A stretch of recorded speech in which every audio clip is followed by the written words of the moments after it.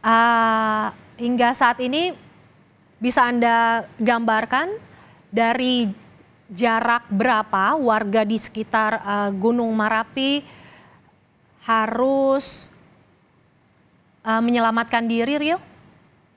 Ya, seperti halnya yang sudah disampaikan PPMBG, ini status Gunung Merapi itu pada level waspada 2. Artinya masyarakat dilarang memasuki area 3 kilometer radiusnya dari kawah Gunung Merapi. Untuk saat saya berada di sini, di lokasi ini lebih kurang berjarak 6 kilometer dari kawah Gunung Merapi. Demikian, Mercy. Oke, terkait dengan 11 pendaki yang ditemukan meninggal dunia, bagaimana dengan proses evakuasinya, Rio? Ya, untuk 11 pendaki yang dinyatakan oleh Basarnas sudah ditemukan posisinya dan mereka dinyatakan dalam kondisi meninggal dunia, kode hitam. Itu beberapa saat yang lalu beberapa personel dari TNI dan Polri itu sudah menurunkan tim motor trabas untuk mengantarkan para tim SAR agar lebih cepat menjangkau. Namun lagi-lagi kita terkendala karena kondisi cuaca. Di sini juga masih terjadi hujan ringan dan di puncak juga seperti itu. Juga terjadi kabut dan erupsi yang masih sering terjadi. Demikian, Mercy. Dan bagaimana dengan kondisi para pendaki yang ditemukan selamat tetapi mengalami luka? Luka seperti apa yang mereka alami, Rio? Ya, dari pengamatan saya sejak minggu malam di lokasi posko pencarian, itu mayoritas korban survivor yang berhasil diselamatkan itu dalam kondisi luka bakar. Ada yang merasa di tangan, ada yang di kaki, ada yang beberapa sampai 60%. Dan juga ada yang mengalami luka di bagian kepala mungkin karena material batu atau kerikil, juga ada patah kaki dan patah tangan. Di antara mereka itu dirujuk ke rumah sakit Yarsi Padang Panjang dan juga rumah sakit Ahmad Muhtar di Kota Bukit Tinggi. Kedua rumah sakit ini memang merupakan rumah sakit yang terdekat dari titik Gunung Merapi yang berada secara geografis ini berada di daerah Kabupaten Tanah Datar dan Kabupaten Agam. Jadi Gunung Merapi ini masuk dalam 2 wilayah kota kabupaten. Demikian, Mercy.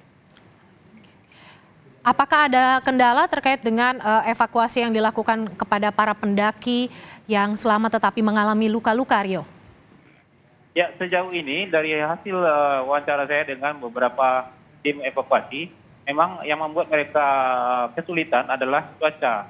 Karena sejak malam ini terjadi hujan ringan sehingga ini menyulitkan tim SAR untuk melakukan evakuasi. Mengingat medannya yang terjal, karena diguyur hujan ini menjadi licin. Ya, ini yang sedikit menyulitkan untuk melakukan evakuasi. Ditambah lagi korban-korban ini ada yang mengalami luka bakar ini. Dia tidak bisa disentuh, karena ketika disentuh dia akan menjerit, sehingga perlu tenda tandu, maksud saya tandu untuk membawa mereka sampai ke bawah. Nah, ini harus membutuhkan tenaga ekstra, sehingga tim SAR harus estafet ini. Dari poin A ke poin B, ini mereka harus bergantian hingga membawa korban ke kaki gunung di posko pencarian. Demikian, Mercy. Oke, dengan kejadian ini berarti proses evakuasi masih terus dilakukan tetapi terkendala dengan cuaca seperti itu, Rio, ya? Ya, hingga saat ini memang dari informasi terakhir dari Basarnas, kondisi di atas puncak Gunung Merapi tidak memungkinkan untuk melakukan pelanjutan pencarian dan evakuasi sehingga dihentikan dulu untuk sementara hingga cuaca membaik. Setidaknya tidak lagi ada kabut di puncak, tim SAR akan kembali melanjutkan evakuasi. Demikian.